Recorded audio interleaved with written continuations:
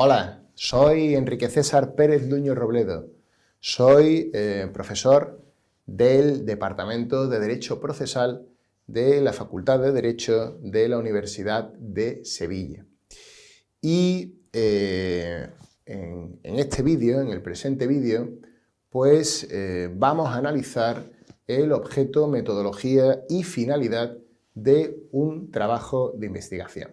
Bien, estos tres elementos obedecen a tres interrogantes: ¿qué, cómo y para qué? Respecto al primer interrogante, es decir, al qué o al objeto de la investigación, quiero recalcar la idea de que realizar una investigación pues, implica buscar respuestas, descubrir algo. Por tanto, es muy importante que busques un objeto de investigación pues, que te motive, ¿no? El objeto debe ser adecuado además a la disciplina donde se presente el trabajo. Por ejemplo, en el caso de un alumno mío, es la disciplina del derecho procesal.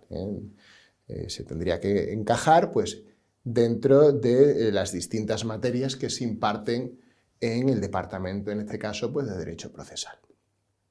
Es muy importante también la originalidad del objeto, porque a diferencia de lo que puede pasar con un manual o con un tratado donde se pueden exponer ideas ajenas, en un trabajo de investigación, ya sea un TFG, un TFM o una tesis, lo que importa es que el objeto sea asumido desde una perspectiva original.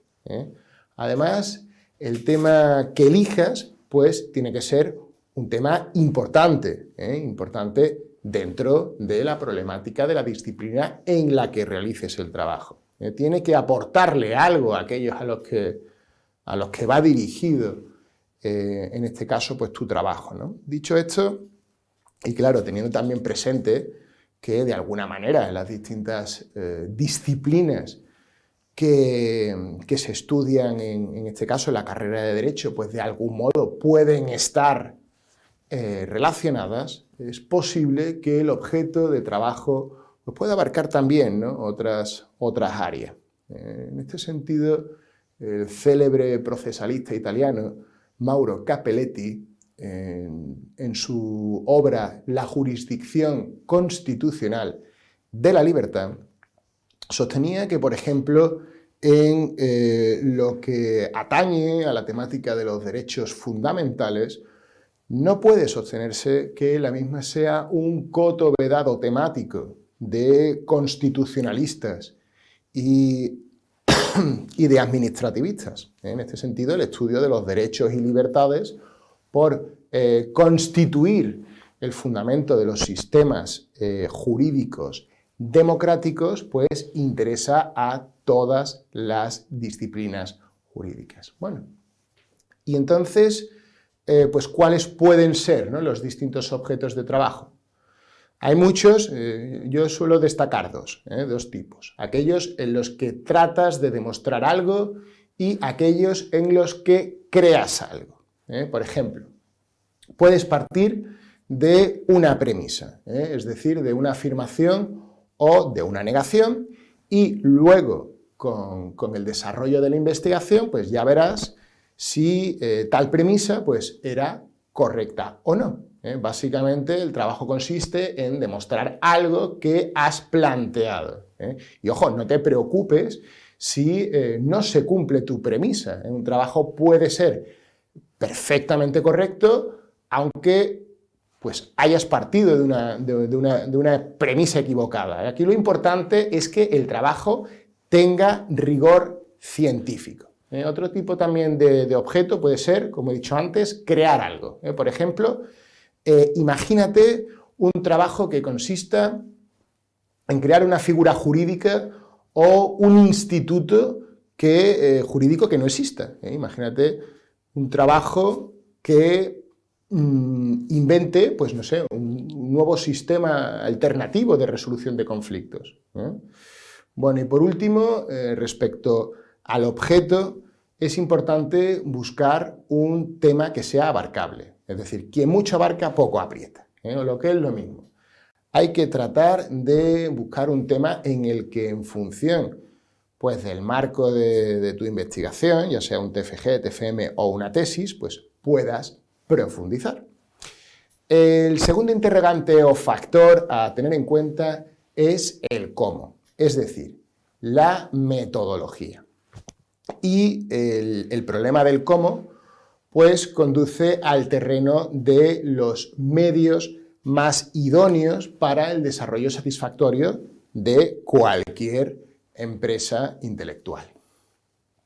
La pretensión, ¿no?, de comprender la realidad exige un progresivo acercamiento, pero claro, la cuestión del método pues, comienza a ser problemática cuando se advierte la conexión que necesariamente existe entre el sector de la realidad que se pretende estudiar y los instrumentos utilizados para su investigación, dado que, como hacía presente Francesco Carneluti, el éxito de una disciplina científica cualquiera depende de la adopción de métodos idóneos a sus especiales objetos. La elección, por tanto, de un método adecuado pues, supone, sin duda, un elemento clarificador de inestimable utilidad para ponernos en guardia frente al peligro de exponer confusamente lo que ya de por sí es complejo, ¿no? Complejo y problemático. En el estudio del derecho hay 4 tipos básicos de metodología que se pueden interrelacionar y que engloban, pues de alguna manera, también al resto de sistemas metodológicos. El primero es el histórico, que pues atiende a los precedentes, es decir, digamos pues, que estás estudiando un instituto jurídico, por ejemplo, el habeas corpus, y te propones analizar de cómo ha sido su regulación pues, hasta llegar al momento presente, al momento actual. El segundo método sería el lógico-sistemático, de análisis normativo. Consiste en la disección y análisis de las normas. La metodología de la ciencia del derecho, el análisis formal aparece como una postura metódica dirigida al estudio sistemático de las fuentes e instituciones jurídicas, de las proposiciones aisladas y en conexión con las restantes normas configuradoras de un ordenamiento jurídico positivo. El método jurídico lógico-sistemático tiende a la elaboración conceptual de las normas obtenido mediante el empleo de procedimientos de carácter lógico y que permiten captar la estructura sistemática, ¿no?, de las distintas categorías jurídicas.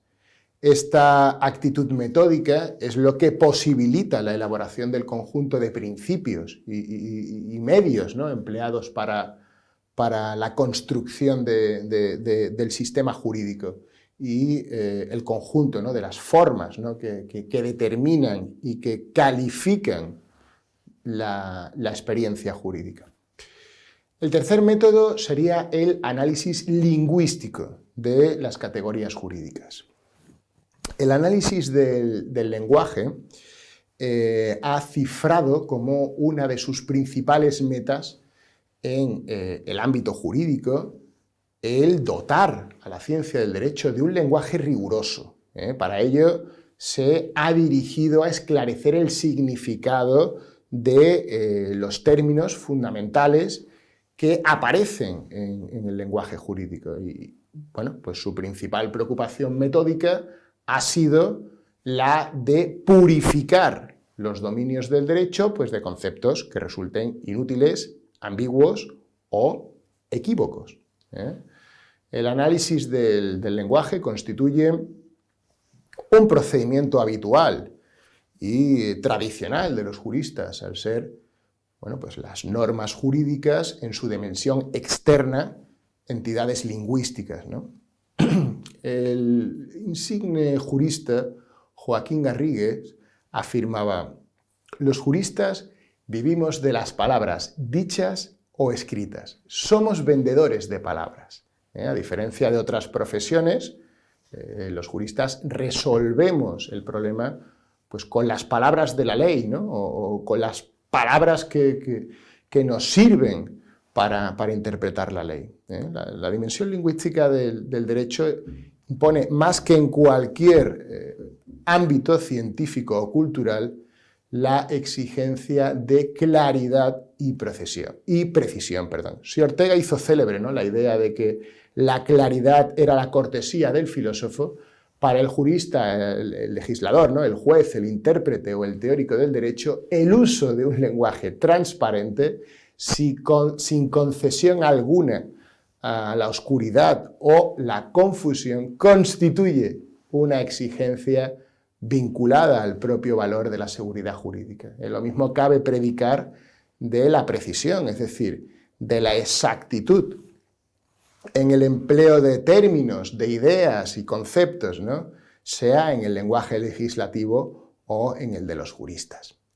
Hoy las formas estilísticas del lenguaje jurídico, oral o escrito, se alejan de la retórica profusa y barroca que caracterizó el lenguaje de los juristas de anteriores épocas, y lo que busca es la pulcritud en el empleo de un lenguaje jurídico terso y escueto cuya calidad se cifra en la austera precisión de sus formulaciones.